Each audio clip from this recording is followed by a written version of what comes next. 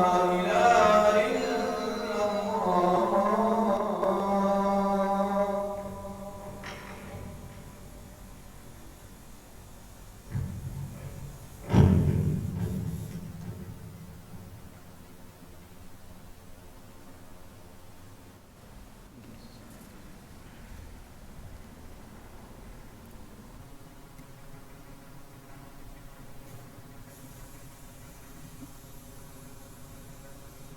إن الحمد لله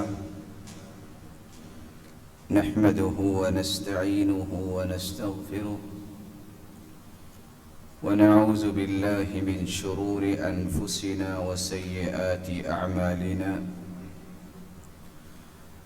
من يهده الله فلا مضل له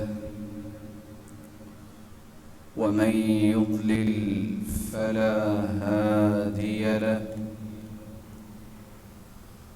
وأشهد أن لا إله إلا الله وحده لا شريك له وأن محمدًا عبده ورسوله. يا أيها الذين آمنوا اتقوا الله حق تقاته ولا تموتن إلا وأنتم مسلمون. يا أيها الناس اتقوا ربكم الذي خلقكم من نفس واحدة وخلق منها زوجها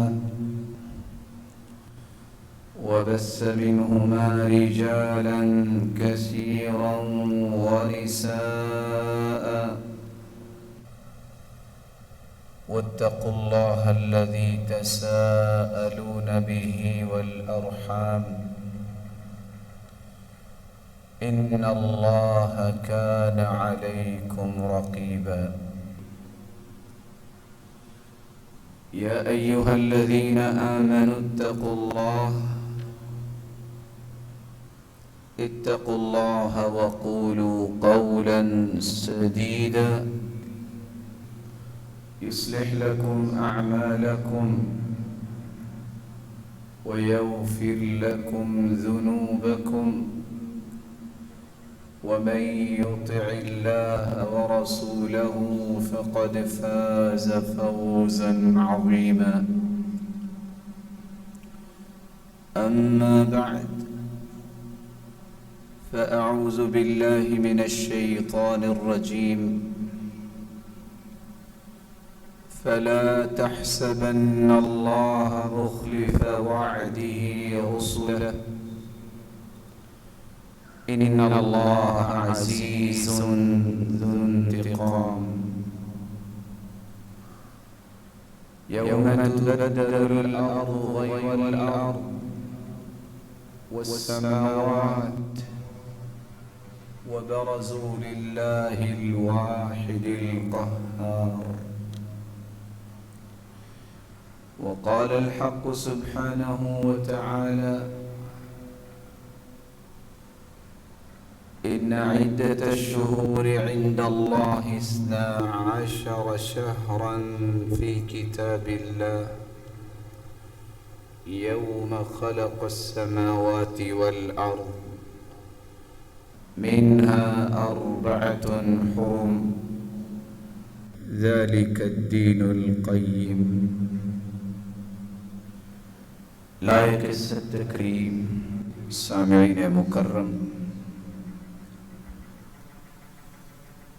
اللہ ذوالجلال ہم سب کے خالق، مالک اور رازق ہیں۔ وہی ذات قادر مطلق ہے، اسی کے ہی فیصلے پوری کائنات میں نافذ ہوتے ہیں۔ وہی فعال لما یرید ہے، جو ارادہ کرتا ہے وہ کر گزرتا ہے۔ اس کے فیصلوں کے سامنے کوئی رکاوٹ نہیں بن سکتا، اور وہ فیصلے کرتے وقت کسی سے مشورہ بھی نہیں کرتا۔ وہ مختار کل ہے،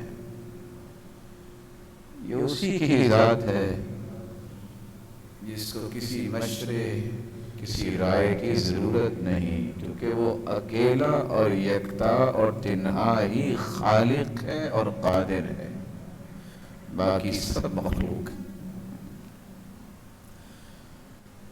اللہ تعالیٰ نے جب سے کائنات بنائی ہے،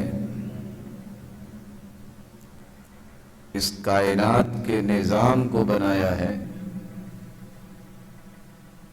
اس کائناتی نظام کو چلانے کے لیے 12 مہینے بنائے۔ ان 12 مہینوں میں 4 حرمت کے مہینے ہیں، اور اسی نظام کے تحت اللہ ذوالجلال اپنی مخلوق کے لیے بہت سارے ایمانی تجارت اور روحانی تجارت کو فروغ دینے کے لیے کچھ موسم رکھے۔ جس طرح دنیا کے اندر تجارت کو فروغ دینے کے لیے کچھ موسم خاص ہیں، سارا سال تو گندم کی کٹائی نہیں ہوتی، سارا سال تو ہم چاول نہیں لے سکتے، سارا سال تو سارے کاروبار نہیں چلتے، ہر چیز کا ایک خاص موسم ہے۔ اللہ تعالیٰ نے بھی ان 12 مہینوں میں کچھ مہینے ایسے مبارک بنائے ہیں کہ جن کا ایک ایک دن انسان کی جنت کی تجارت کو اور ایمان کی تجارت کو فروغ دینے کے لیے ایک ایک رات بسا اوقات 83 سال سے بھی زیادہ اجر و ثواب کا باعث بن جاتی ہے۔ ان مبارک موسموں میں سے ایک موسم رمضان المبارک آنے والا ہے۔ ایک مسلمان کو اس مہینے کی تیاری کیسے کرنی چاہیے، اس کا استقبال کیسے کرنا چاہیے، اس سے پہلے کون کون سے کام نپٹا لینے چاہیے، یہ بات سمجھنے والی ہے، جس کے متعلق چند باتیں میں آپ کی خدمت میں پیش کروں گا۔ معلّ بن فضل فرماتے ہیں، كان السلف يدعون الله 6 أشهر أن يبلغهم رمضان۔ سلف صالحین کی عادت یہ تھی، وہ 6 ماہ تک اللہ سے دعائیں کرتے، یا اللہ رمضان المبارک کی نعمتوں سے محروم نہ کرنا، رمضان المبارک کا مہینہ عطا کر دینا۔ ثم يدعونه 6 أشهر أن يتقبله منهم۔ جب رمضان گزر جاتا تو پھر 6 مہینے اس کی قبولیت کی دعائیں کرتے رہتے۔ رمضان سے 6 مہینے پہلے تو دعائیں کیا ہوتی، اللہ یہ مبارک گھڑیاں ہمیں عطا کر دے۔ پھر رمضان مل جاتا، زندہ ہوتے، تو پھر اس میں جو عبادات کی ہوتی ان کی قبولیت کے لیے 6 مہینوں تک دعائیں کرتے رہتے۔ یحییٰ بن ابی کثیر رحمہ اللہ وہ فرماتے ہیں، کان من دعائہم، سلف صالحین اس لیے دعائیں یہ کیا کرتے، اللہم سلمنی الی رمضان، یا اللہ میری ایک ہی خواہش ہے، رمضان کا مہینہ آ رہا ہے، رمضان تک مجھے سلامت رکھنا، وسلم لی رمضان، اور رمضان کو بھی میرے لیے سلامتی کا مہینہ بنا دینا۔ وَتَسَلَّمْهُ مِنِّي مُتَقَبَّلًا، اور پھر اس رمضان میں میں جو نیکیاں کروں اس کو اپنی رحمت و عنایت سے قبول فرما لینا۔ سیدنا عبداللہ ابن مسعود رضی اللہ تعالی عنہ اسی لیے کہا کرتے تھے، سید الشہور شہر رمضان، رمضان کا مہینہ 12 مہینوں کا سردار مہینہ ہے۔ جس طرح دنیا میں کوئی سردار آئے تو اس کا استقبال کیا جاتا ہے، تیاری کی جاتی ہے، کس طرح اپنے لباس سے لے کے ماحول سے لے کے ہر کام کو مرتب کیا جاتا ہے کہ سردار آ رہا ہے۔ تو 12 مہینوں کا جو سردار ہے رمضان، اس کے آنے سے پہلے بھی انسان کو تیاری کرنی چاہیے۔ اس لیے عمرو بن قیس، ان کا معمول یہ تھا رضی اللہ تعالی عنہ، اذا دخل شعبان، جب شعبان شروع ہو جاتا، اغلق تجارتہ، وہ اپنی تجارت کو بند کر دیتے،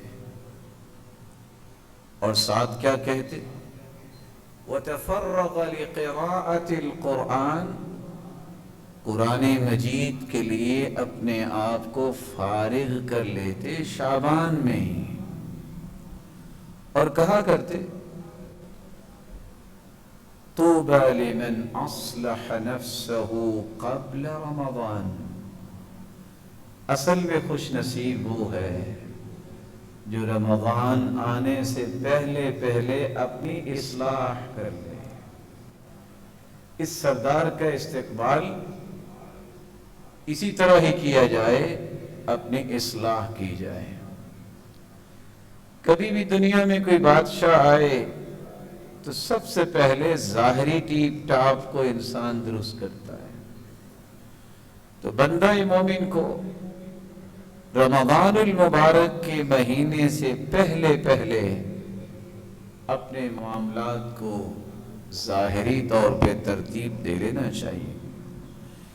اس لیے امام مالک رحمۃ اللہ علیہ، ان کی تو عادت یہ تھی، اذا دخل رمضان يفر من قراءة الحديث ومجالسة اہل العلم، رمضان سے پہلے پہلے حدیث کے چونکہ امام تھے، بادشاہ بھی ان کی مجلسوں میں آیا کرتے تھے، لیکن وہ کہا کرتے تھے یہ رمضان تک ہی ہے، جو ہی رمضان شروع ہو جاتا تو ان کا عمل یہ تھا، وہ حدیث بھی نہیں پڑھاتے تھے، کہتے تھے یہ مہینہ ہے قرآن کا،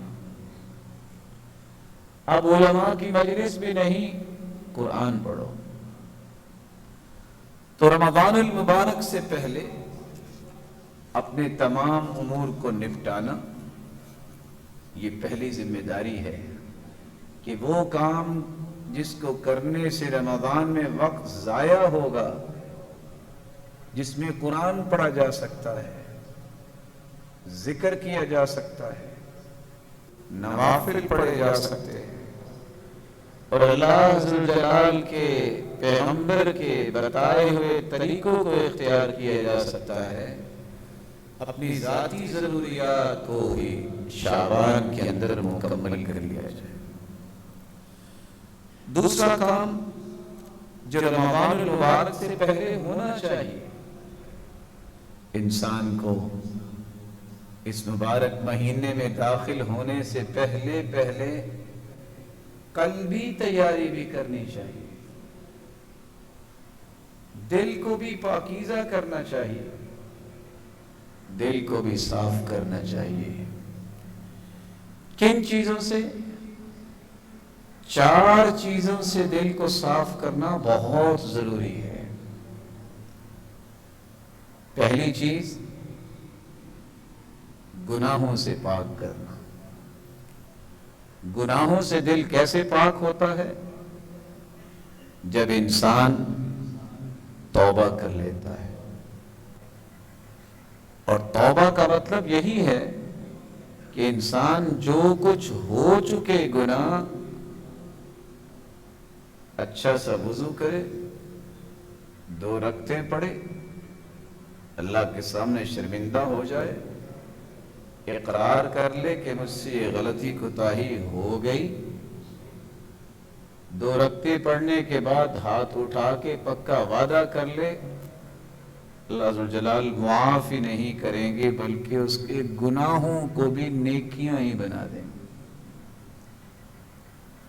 آپ صلی اللہ علیہ وآلہ وسلم نے فرمایا تھا، جب کسی صحابی نے پوچھا کہ سب سے افضل مومن کون ہے، تو آپ نے فرمایا وہ شخص جو زبان کا سچا ہے، مخموم القلب ہے.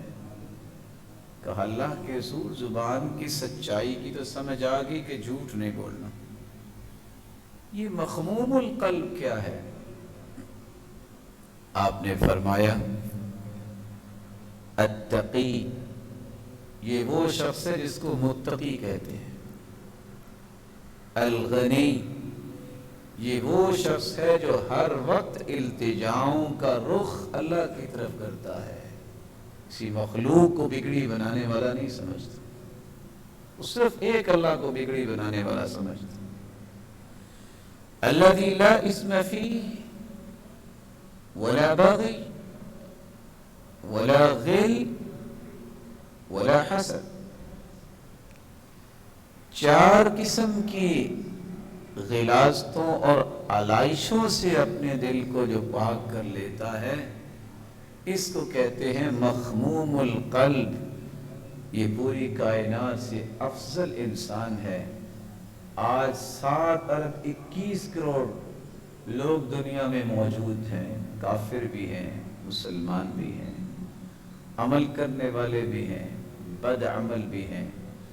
اگر کوئی پوری کائنات سے اعلیٰ بننا چاہتا ہے تو اسے ان 4 چیزوں کو اپنے دل سے نکالنا ہوگا.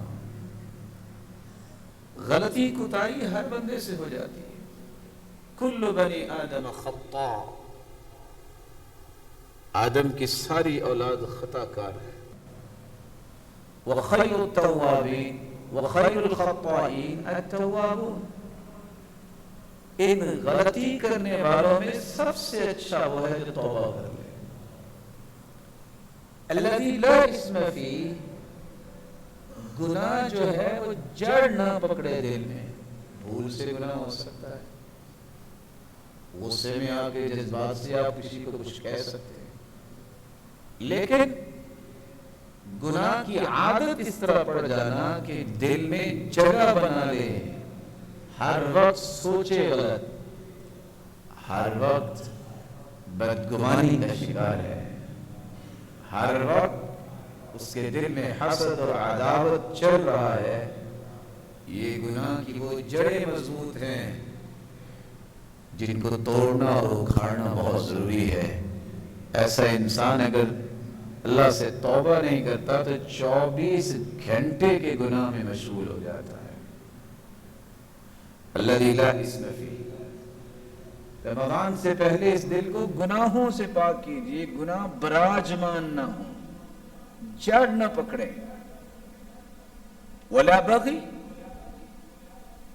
بغاوت کو دل سے پاک کیجیے. بغاوت کی 2 قسمیں ہیں. ایک اللہ کی بغاوت ہے کہ اللہ ذوالجلال نے جن باتوں سے منع کر دیا ہے ان پہ جرت نہ کرے، ڈھٹائی نہ کرے.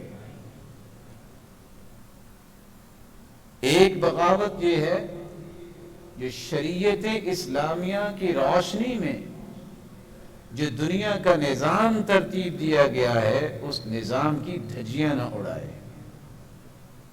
یہ مسلمان کو سبق ہے اور یہ ہمیں سمجھنا چاہیے.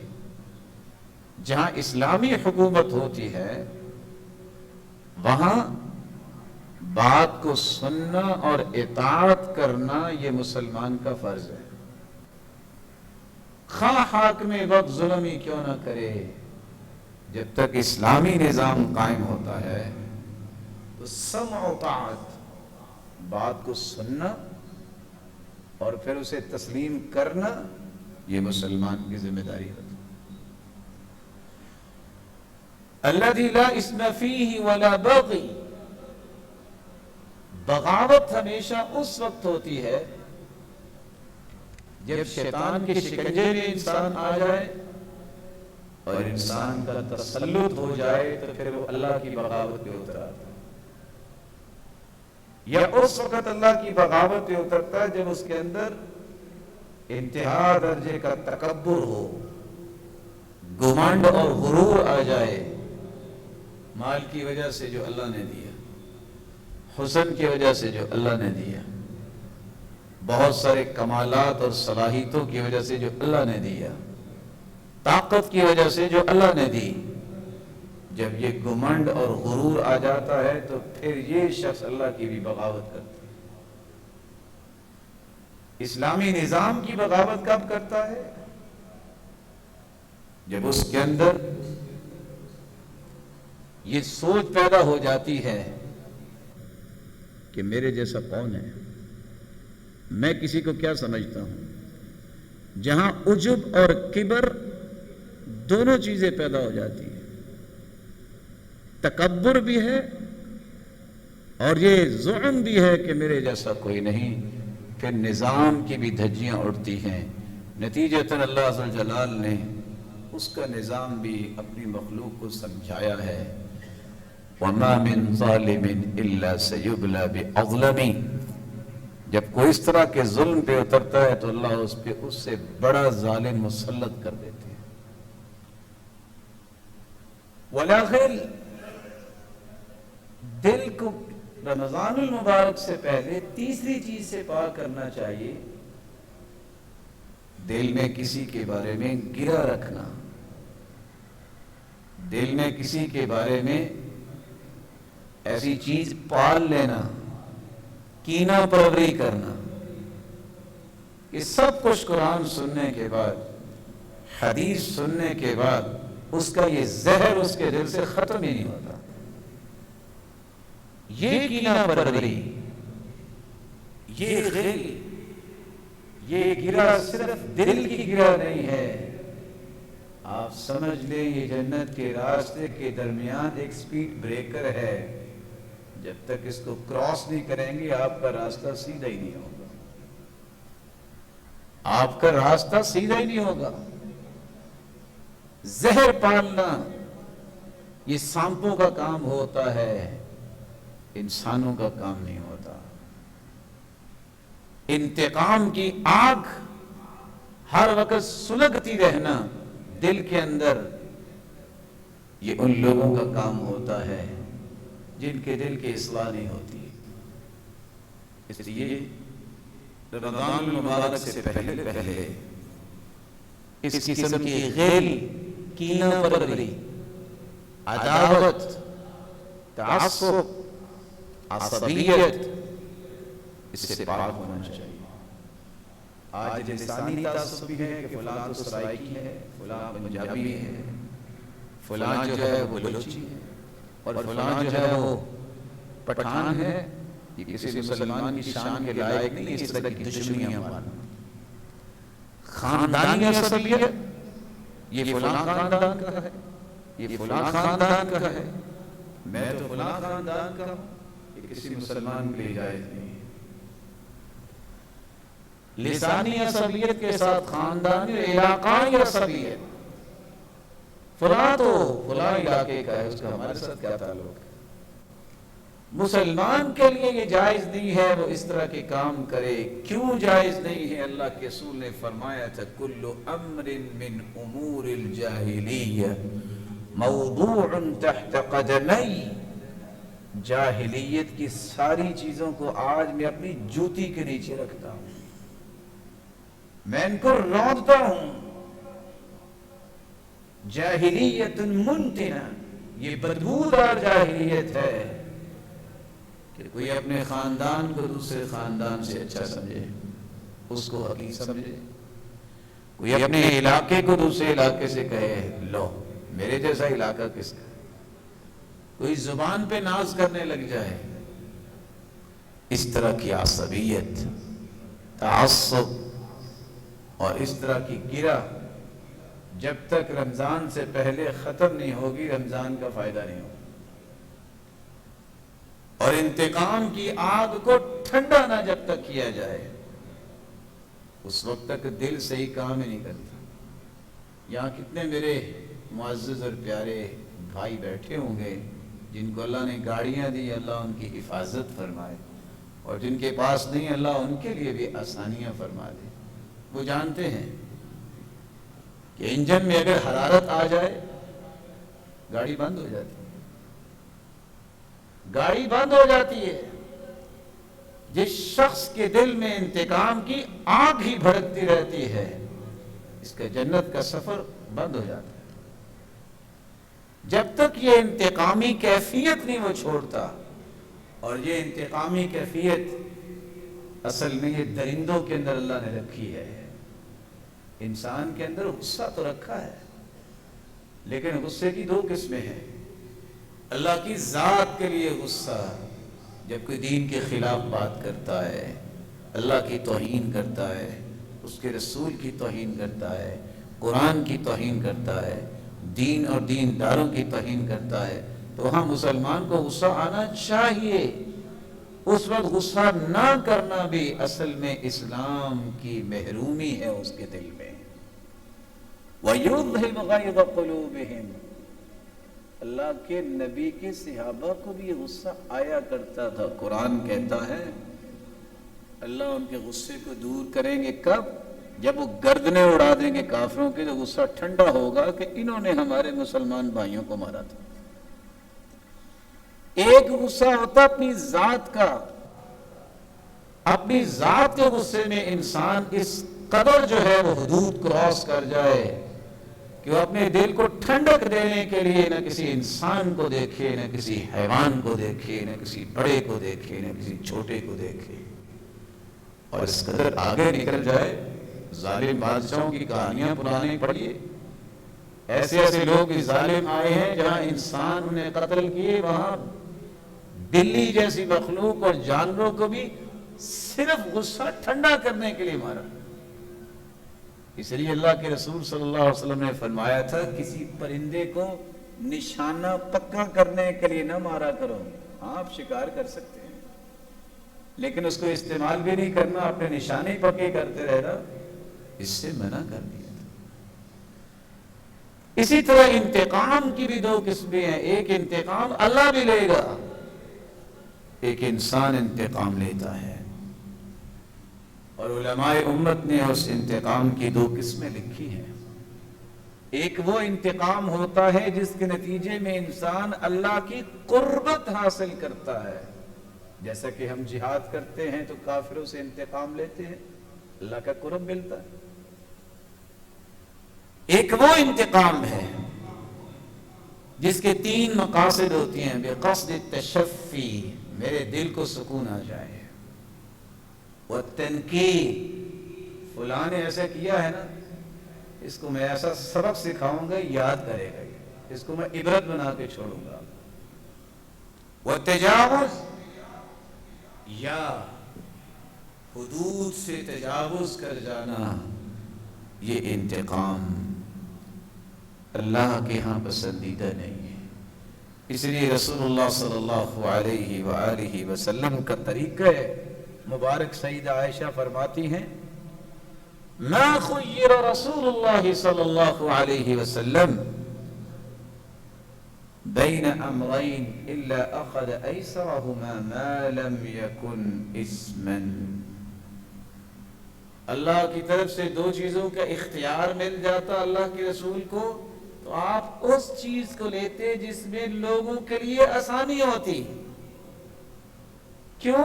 تاکہ امت پہ کوئی مشقت نہ ہو، امت کے لیے کوئی پریشانی نہ ہو جائے، امت مجبور نہ ہو جائے اور یہ نیکی کا کام ہی نہ کر سکے۔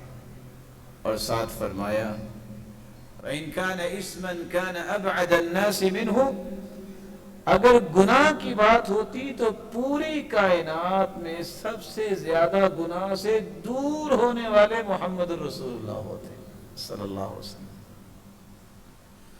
ساتھ فرمایا وَمَنْ تَقَمَ رَسُولُ اللَّهِ صلی اللہ علیہ وسلم لِنَفْسِهِ. اللہ کے رسول صلی اللہ علیہ وسلم نے پوری زندگی اپنا ذاتی انتقام نہیں لیا. من تقم رسول اللہ کے رسول نے انتقام نہیں لیا. الا ان تنتهك حرمات اللہ. ہاں اگر اللہ کی حرمتوں کو پامال کیا گیا ہے تو پھر فَيَنْتَقِمَ لِلَّهِ بِهَا. پھر اللہ ذوالجلال کو راضی کرنے کے لیے وہ انتقام لیا ہے. اللہ کی حرمتیں جب پامال ہوتی ہے تو ہر مسلمان کو حق حاصل ہے کہ وہ نظام اور اصول ضابطے کے مطابق انتقام لے سکتا ہے. اس کے لیے عدالتیں بھی موجود ہیں, جوڈیشری کا دنیا کا نظام موجود ہے, جیسا تیسا بھی ہے. لیکن ذاتی انتقام رسول اللہ صلی اللہ علیہ وآلہ وسلم نے نہیں لیا. رسول اللہ صلی اللہ علیہ وآلہ وسلم کی زندگی کا یہ خوبصورت پہلو رمضان المبارک سے پہلے ہمیں یاد کر کے انتقامی ہر وہ کارروائی جو دل میں چلتی رہتی ہے اس سے توبہ کر لینی چاہیے. اپنے دل کو اس طرح کے جذبات سے خالی کر لینا چاہیے. پرانے زمانے میں لالٹین ہوا کرتی تھی, اس کا شیشہ اور اس کا مرر جتنا صاف کرتے تھے روشنی دور تک جاتی تھی. دل کا شیشہ جتنا صاف ہوتا ہے اس کے اندر روشنی اسلام کی اور قرآن کی زیادہ ہوتی ہے. اور جس کا دل جتنا زیادہ روشن ہوتا ہے اتنی اس کی مسکراہٹیں اس کے چہرے پہ زیادہ ہوتی ہے. عیان بن خویم منصور بادشاہ کے پاس داخل ہوئے اور بادشاہ کے سامنے ایک ایسی جماعت کو حاضر کیا گیا کہ جن کو قتل کرنا تھا.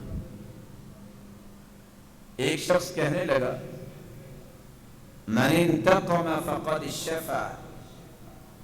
جو بندہ انتقام لیتا اس نے تو پھر اپنا ہی کلیجہ ٹھنڈا کیا نا. وَأَخَذَ حَقَّهُ. وہ تو اپنا حق ہی لینا چاہتا ہے نا اپنے ذہن کے مطابق. وَمَنْ شَفَى غَيْظَهُ وَأَخَذَ حَقَّهُ. جو اپنے غصے کو ٹھنڈا کرنے کے لیے ہی انتقام لینا چاہتا ہے, اپنا کلیجہ ٹھنڈا کرنے کے لیے, اور سمجھتا ہے یہ میرا حق ہے, لم یجب شکر. کبھی اس کا شکر گزاری کا موقع جو ہے اس کو نہیں مل سکتا اور نہ ہی دنیا اس کا شکریہ ادا کرتی ہے. ولم یحسن فی العالمین ذکر. زندگی میں کبھی بھی اس کو اچھے لفظوں میں یاد ہی نہیں کیا جاتا. وَإِنَّكَ إِنْ انْتَقَمْتَ فَقَدْ انْتَصَفْتَ. ہمیں پتہ ہے کہ آج ہم کو تم قتل کرنے لگے ہو.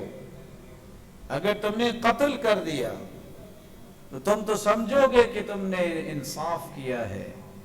وَإِذَا عَفَوْتَ فَقَدْ تَفَضَّلْتَ عَلَيْهِ.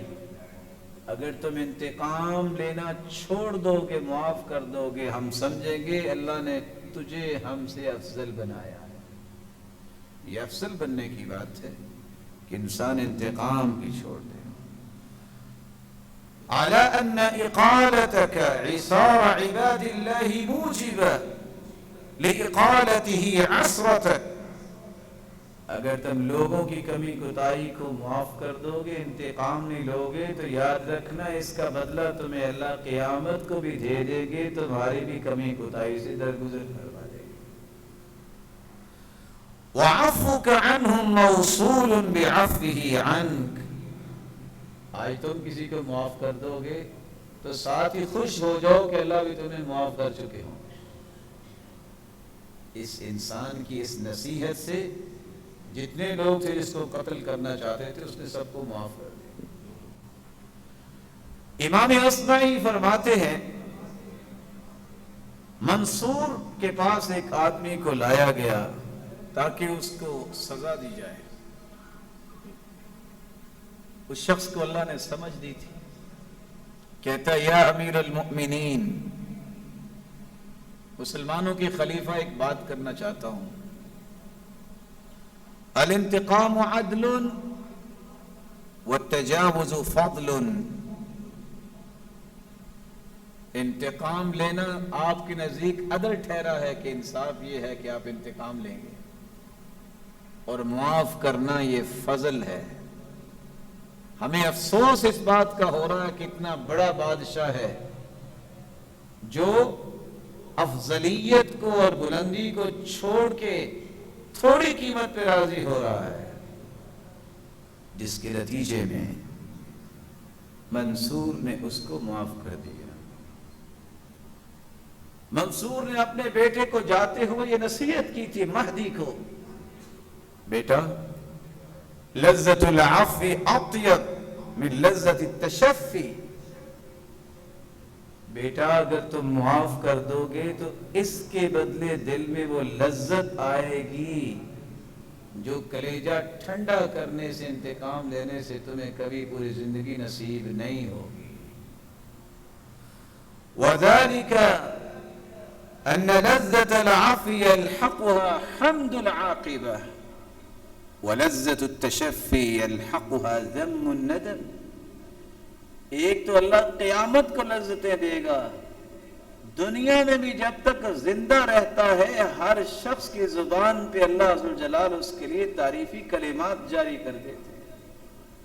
اور انتقام لینے والا جب تک زندہ رہتا ہے شرمندگی کا احساس اور لوگوں کے طعنوں کا اسے سامنا کرنا پڑتا ہے. اس لیے فیصلہ اس کے ہاتھ میں ہے کہ وہ کیا کرنا چاہتا ہے. اللہ عز و جلال ہمیں ہر قسم کے اس طرح کے جذبات سے ہمارے دلوں کو محفوظ فرما دے. رسول اللہ صلی اللہ علیہ وآلہ وسلم نے فرمایا ولا حسد. حسد سے بھی اپنے دل کو پاک صاف کر لینا چاہیے. مبارک مہینہ آنے والا ہے. حسد کا مطلب کیا ہے؟ اللہ کے فیصلوں پہ ناراض ہونا، یہ حسد ہے. اس میرے بھائی کو اللہ عز و جلال نے گاڑی دی، مال دیا، عہدہ دیا، بلندی دی. حسد کیا ہے؟ میں جل کے راکھ ہو جاؤں کہ اس کو ملا ہے تو ملا کیوں ہے؟ اللہ نے تجھے پوچھ کے دے رہا، وہ مالک ہے جس کو مرضی دے دے.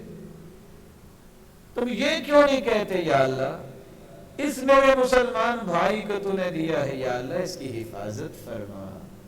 اللہ تو نے ہی دیا ہے نا، تو مجھے بھی عطا کر دے. اس کو کہتے ہیں رش کرنا. تو مومن رش کیا کرتا ہے، حسد نہیں کیا کرتا. اور اس لیے کہا جاتا ہے الحسود لا یسود. حاسد کبھی بادشاہ نہیں بنتا. کائنات کے اندر سب سے بڑا اپنی جان کا دشمن انسان وہ ہے جو حاسد ہوتا ہے. کیوں اپنی جان کا دشمن ہے؟ جس کے بارے میں حسد کر رہا ہوتا ہے وہ سکون کی نیند سو رہا ہوتا ہے، اور یہ ساری رات جو ہے کروٹیں بدلتا ہے، اس کو نیند نہیں آتی. اللہ تعالیٰ اس سے زندگی کا سکون چھین لیتے ہیں. یہ دوسرے کے بارے میں جل رہا ہے، سمجھتا یہ ہے کہ اپنے دل کو آگ لگاؤں گا، جلے گا اس کا دل. یہ اس کی خام خیالی ہے، جلتا اپنا ہی دل ہے. اپنی زندگی کو پارا پارا کر لیتا ہے، دوسرے کو نقصان نہیں کچھ ہوتا.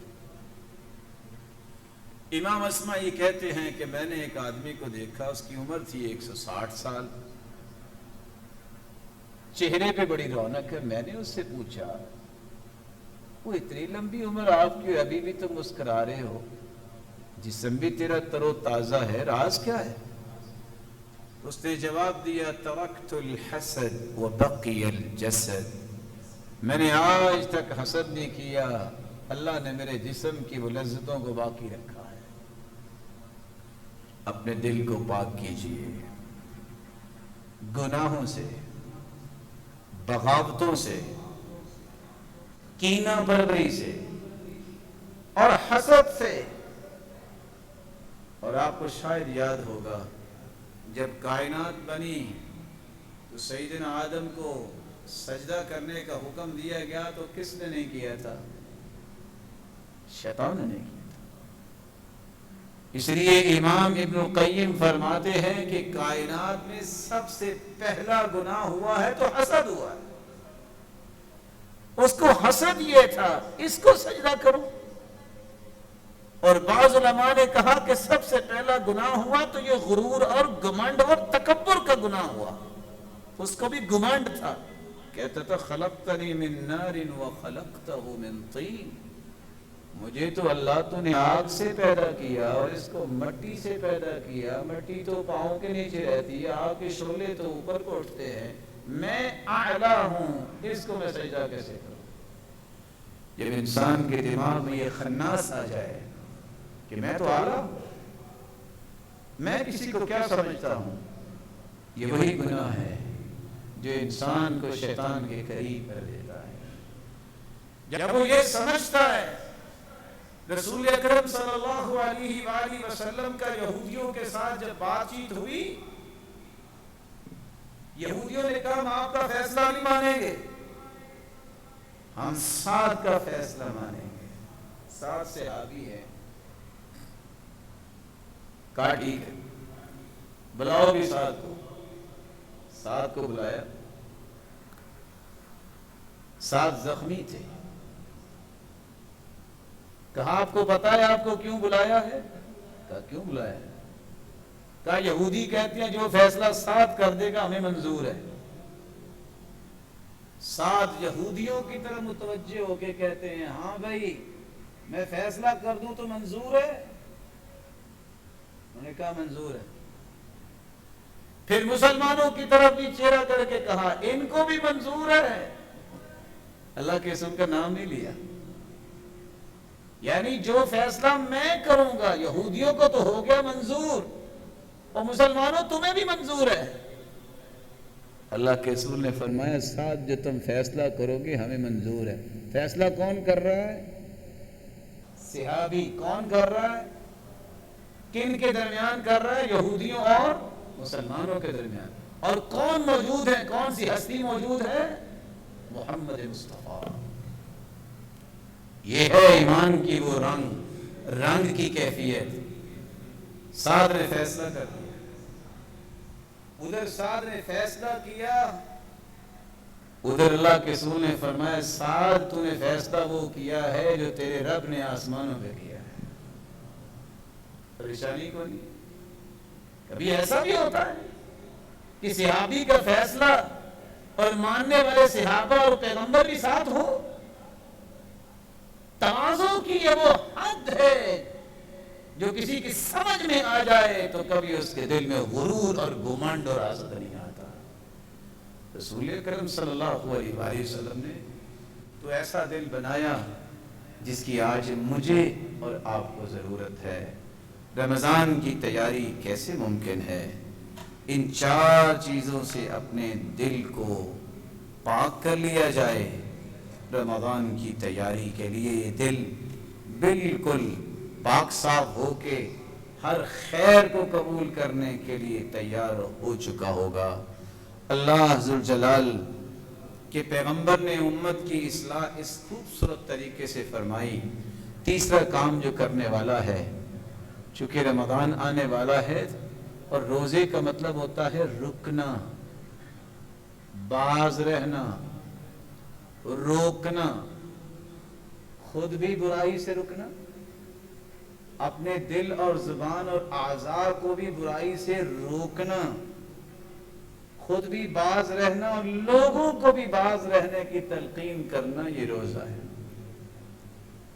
تیسری بات جو رمضان سے پہلے ہمیں پہلے تک نہیں ٹھیک ہو سکی تو اب بھی موقع ایسا ٹھیک کر لیں، اپنی زبان کو کنٹرول میں لے آئیں۔ اقسم ابن صائفی یہ صحیح بخاری کی روایتیں بیان کرنے والے ہیں۔ وہ کہتے تھے کہ میں نے ساری حدیثوں کو جب جمع کیا تو مجھے یہ سمجھ آئی بندہ صرف زبان پہ کنٹرول کر لے تو 4000 گناہوں سے بچ سکتا ہے. کتنے گناہوں سے؟ صرف زبان کو کنٹرول کر. اس لیے زبان بھی کنٹرول کرنا، اس کی حفاظت کرنے سے رمضان کا کوئی فائدہ ہوگا. اس لیے رسول اکرم صلی اللہ علیہ وآلہ وسلم نے فرمایا اذا اصبح ابن آدم فإن الأعضاء كلها تكفر اللسان. جب سورج نکلتا ہے ہر روز سارا جسم زبان کی منت کرتا ہے. تو کفر اللسان، یہ واسطے دیتا ہے. اور کیا کہتا ہے جسم کا ہر عضو اتق اللہ فینا، ڈر جانا اللہ سے. ان استقمت استقمنا وان اعوججت اعوججنا. اور زبان تو سیدھی رہی تو ہمیں بھی سیدھا رہنے کا موقع بھی ملے گا، ہم سزاؤں سے ہی بچ جائیں گے. تیرے اندر ٹیڑھ پن آ گیا تو مار تو ہمیں پڑنی ہے. سارا جسم زبان کی منت کرتا ہے. اللہ تعالیٰ نے اسی لیے اس کو 32 تالوں میں رکھا ہے. اسی لیے زبان کو 32 تالوں میں رکھا ہے. اور 32 تالے پہلے لگائے، بعد میں 2 ہونٹوں کی شکل میں بڑے بڑے گیٹ بھی لگائے. آپ سوچ لیں کہ 32 تالے توڑ کے نکلے اور بڑے بڑے گیٹوں کو پھلانگ کے نکلے، اور پھر نقصان کتنا کرتا ہے. اس لیے تو نیک لوگ کہا کرتے تھے، ابھی اللہ نے اس کو بڑا نرم بنایا، ملائم بنایا، اگر زبان کو بھی دانت ہوتے تو کیا بنتا. اس لیے زبان کو کنٹرول کرنے کے لیے اللہ کے رسول صلی اللہ علیہ وآلہ وسلم نے فرمایا تھا زبان کنٹرول اس وقت ہوتی ہے جب انسان کا دل کنٹرول ہوتا ہے، جس کی بات میں نے پہلے کی. اگر انسان کا دل کنٹرول نہ ہو تو زبان کنٹرول ہوتی نہیں. لا يستقيم ایمان عبد حتى يستقيم قلبه. کسی بندے کا ایمان سیدھا نہیں ہو سکتا جب تک اس کا دل سیدھا نہ ہو. وَلَا يَسْتَقِيمُ قَلْبُهُ حَتَّى يَسْتَقِيمَ لِسَانُهُ. اور انسان کا دل کبھی سیدھا نہیں ہو سکتا جب تک اس کی زبان نہ سیدھی ہو جائے. اور مطرف بن عبداللہ کہا کرتے تھے صلاح القلب بصلاح العمل. جب تک بندے کے اعمال نہ ٹھیک ہوں اس کا دل ٹھیک نہیں ہو سکتا. وصلاح العمل بصحة النیہ. اور عمل اس وقت تک درست نہیں ہوتا جب تک اس کی نیت نہ درست ہو. ان 2 باتوں کو سامنے رکھتے ہوئے علماء کہتے ہیں جب بندے کی نیت میں گڑبڑ ہو جاتی ہے، اس کا دل زخمی ہو جاتا ہے، قروح او جروح، اس کی بدنیتی کی وجہ سے، خبث باطن کی وجہ سے اس کے دل پہ ایسے زخم آتے ہیں جس زخموں سے رسنے والا خون جو ہے اور وہ گرمی اور آگ جو ہے وہ زبان کے ذریعے نکلتی ہے.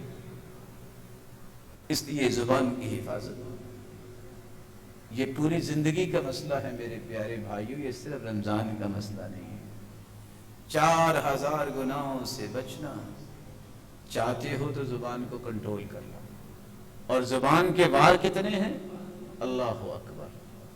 اگر آپ زبان کے واروں کی بات شروع کر دیں آپ حیران ہو جائیں گے کہ زبان سے کیسے کیسے وار ہوتے ہیں.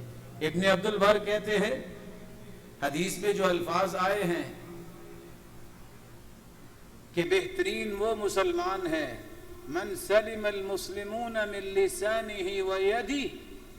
اصل مومن وہ ہے جس کی زبان اور ہاتھ سے لوگ محفوظ رہیں، امن میں رہیں، سلامتی میں رہیں. ابن عبد البر فرماتے ہیں اللہ کے رسول کے فرمان کو سمجھنے سے پتہ چلتا ہے کہ ایک اچھا بھلا بندہ اس کو کوئی زبان نکال کے دکھا دے تو یہ ہاتھ کی مار سے زیادہ مار لگتی ہے.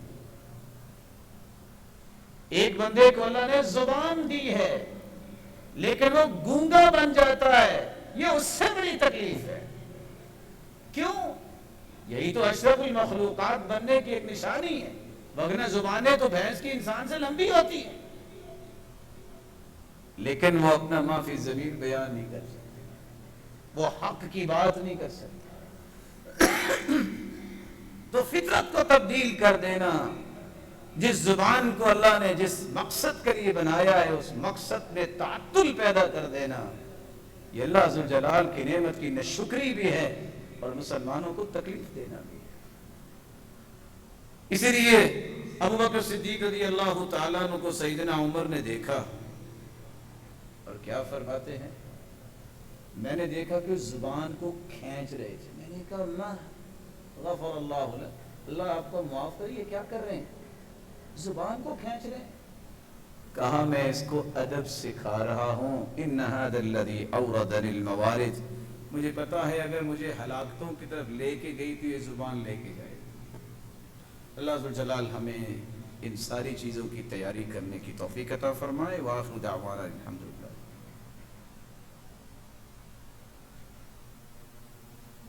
الحمد للہ علی احسانہ والشکر لہ علی توفیقہ وامتنانہ، اما بعد فاعوذ باللہ من الشیطان فانہ عدو للانسان۔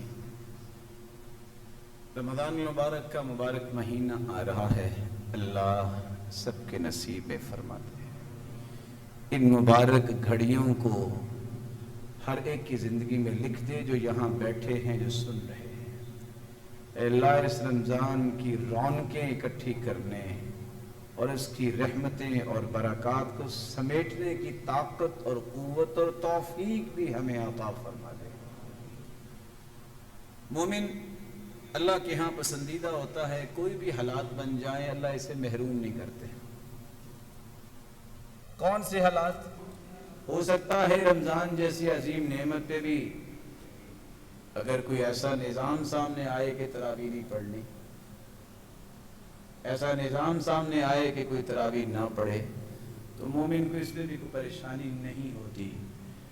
انسان اپنی جتنی طاقت ہے اس کے مطابق کام کرتا ہے، اسی کا ہی اللہ نے حساب لینا ہے۔ جیسے کہ آپ نے دیکھا ساری چیزیں کھلی ہوتی ہیں، کہا جاتا ہے بس مسجدیں بند کر دو۔ تعجب کی بات یہ ہے جس طرح دوا خانے کھلے ہیں اس طرح دعا خانے بھی کھلے رکھنے چاہیے۔ جس طرح جسمانی ہاسپٹل کھلے ہیں اس طرح روحانی ہاسپٹل بھی تو کھلے رکھنے چاہیے۔ یہ کتنی دانش کی بات ہے کہ جہاں سے مجھے بندوں کے بنائے ہوئے کیپسول اور گولیاں ملیں وہ تو میں کھول کے رکھوں، لائنیں لگی ہوں۔ جہاں میرے خالق نے شفا اتارنی ہے، جس کو شفا بنایا ہے نماز جیسے سجدوں جیسی چیزوں کو، اس کو میں بند کر دوں۔ اصل بات یہ ہے، یہاں دو باتیں سمجھنے والی ہیں جو میں آپ کی خدمت میں پیش کرتا ہوں۔ مومن کا عقیدہ اور منہج کیا ہونا چاہیے؟ 1400 سال کی تاریخ ہمارے سامنے ہے، طاعون بھی آئی، طرح طرح کی بیماریاں۔ اگر آپ البدایہ والنہایہ ابن کثیر کی پڑھ لیں، اللہ کی قسم آپ 2 صفحے پڑھ کے اس کو آگے جاری نہیں رکھ سکتے۔ ایسی ایسی وبائیں آئیں۔ 449 کے اندر جب وبا آئی ہے مصر میں، صرف وبا نہیں تھی، بھوک بھی ساتھ تھی، لوگوں کے پاس کھانے کو کچھ نہیں تھا۔ میرے ذرا الفاظ پہ غور کیجئے گا جو کتاب لکھ رہی ہے، جو امام ابن کثیر لکھ رہے ہیں۔ بھوک اتنی تھی کہ انہوں نے مردار کھانے شروع کر دے، کتے کھانے شروع کر دیے، انہوں نے قبروں سے مردے نکالے، حتی اکلوا بعضهم بعضا، اور مضبوط لوگ کمزور لوگوں کو کھانا شروع ہو گئے۔ وبائیں تو آتی رہی ہے، لیکن 1400 سال کی تاریخ یہ ہے کہ کسی نے مسجد بند نہیں کروائی۔ لیکن مسلمان کے عقیدہ ہے اگر اسلامی حکومت اور حاکم وقت اس بات کا کہہ دے تو پھر مسلمان کو ماننا چاہیے۔ پھر وہ گناہ رعایا سے اٹھ جاتا ہے، اس کو اطاعت کرنی ہے، اس کو بات ماننی ہے، پھر تصادم نہیں ہوتا۔ اس لیے رسول اکرم صلی اللہ علیہ وآلہ وسلم کے صحابہ کی زندگی میں بھی یہ طاعون کی بیماری پھیلی، اور آپ نے پچھلے سے پچھلے جمعے میں بھی سنا تھا کہ طاعون کی جب بیماری آئی، عمر کے زمانے میں بھی آئی، 25,000 صحابہ اس طاعون کی بیماری میں شہید ہوئے، اور عبداللہ بن زبیر کے زمانے میں جب آئے تو 3 دن تسلسل کے ساتھ 70,000 لوگ مرے۔ جلیل القدر صحابی ابو عبیدہ بن جراح کمانڈر تھے، پہلے دن وہ شہید ہو گئے۔ جھنڈا معاذ کے ہاتھ میں آیا، دوسرے دن وہ بھی شہید ہو گئے۔ جھنڈا سعد کے ہاتھ میں آیا، عمر بن عاص کے ہاتھ میں آیا، انہوں نے اعلان کر دیا کہ یہاں سے دوڑ کے پہاڑوں کی طرف چلے جاؤ، تدبیر اختیار کی۔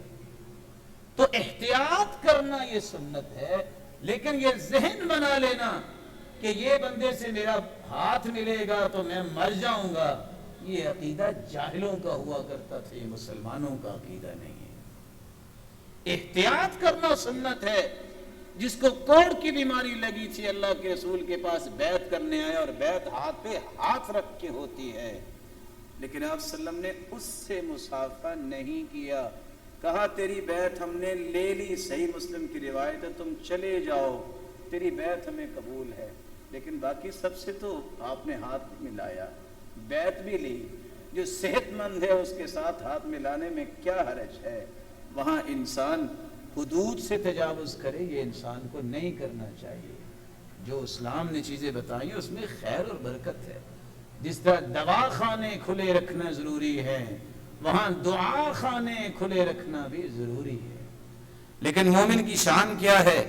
حدیث میں آتا ہے یعجب ربکم من راعی غنم فی رأس شظیۃ بجبل یؤذن بالصلاة ویصلی۔ اللہ تعالیٰ کو وہ اکیلا بندہ بڑا ہی پیارا لگتا ہے، پہاڑ کی چوٹی پہ بکریاں چرا رہا ہے اور کوئی ہے ہی نہیں، وہ نیچے اتر نہیں سکتا، وہ اکیلا ہی اذان کہتا ہے اور اکیلا ہی نماز پڑھاتا ہے۔ اللہ جہاں خوش ہوتے ہیں وہاں یہ فرماتے ہیں انظروا الی عبدی ھذا یؤذن ویقیم ویخاف منی فقد غفرت لعبدی۔ میرے فرشتوں، کھربوں فرشتوں کو اللہ کہتے ہیں اس میرے اکیلے بندے کو دیکھو، اکیلا اذان کہہ رہا ہے، اکیلا اقامت بھی کہہ رہا ہے، جماعت بھی کروا رہا ہے، سارے فرشتوں گواہ رہنا میں نے بخش بھی دیا، ادخلتہ الجنہ، میں نے اسے جنت میں داخل کر دیا۔ اور صحیح بخاری کی روایت ہے اذا مرض العبد او سافر كتب له ما كان يعمل مقيما صحيحا۔ بندہ سفر میں ہو تو اتنا اس کے اندر نماز میں سکون نہیں ہوتا، وہ خشوع سے نہیں پڑھتا، بیمار ہوتا بھی خشوع سے نہیں پڑھ سکتا۔ اللہ فرماتے ہیں فرشتوں سنو، انا قیدت عبدی بقید من قیودی، بیماری کی کڑیاں میں نے اس کو ماری ہیں، اس کی نماز تم نے وہی لکھنی ہے جو اس نے زندگی میں اپنے گھر میں رہ کے، یعنی اپنے ہی شہر کی مسجد میں، اپنے ہی علاقے میں رہ کے اس نے سب سے خوبصورت پڑھی ہے نماز، وہ لکھنی ہے تم نے۔ اب تو یہ بیمار ہے، اب تو یہ مسافر ہے، تو اللہ تعالیٰ نے ہر چیز میں آسانیاں کی ہیں۔ میری اللہ ذوالجلال سے دعا ہے اللہ امت سے اس مصیبت کو دور فرمائے، اور امت کو اپنے اصل ہدف کی طرف سفر کرنے کی توفیق عطا فرمائے۔ اور ہدف اس وقت تک انسان کو ملتا رہتا ہے جب وہ اللہ سے جڑا رہتا ہے۔ جو اللہ ذوالجلال کے ساتھ جڑ جاتا ہے اللہ اس سے محروم نہیں کرتا۔ دیکھو معاشرے میں بھی کسی چودھری کے ساتھ کسی کا تعلق ہو جائے اس کا خوف ختم ہو جاتا ہے، کسی ڈیرے والے کے ساتھ الیک سلیک ہو جائے وہ بڑا سینہ تان کے چلتا ہے، اور جس کا تعلق اس رب سے ہو جائے اس کو بھی پریشانی، کوئی پریشانی نہیں ہونی چاہیے۔ اللہ ہم سب کو، جتنے سننے والے سب کو ہر قسم کی وبا سے محفوظ فرمائے، اور جنت الفردوس میں بھی ہمیں اکٹھا فرمائے۔ وآخر دعوانا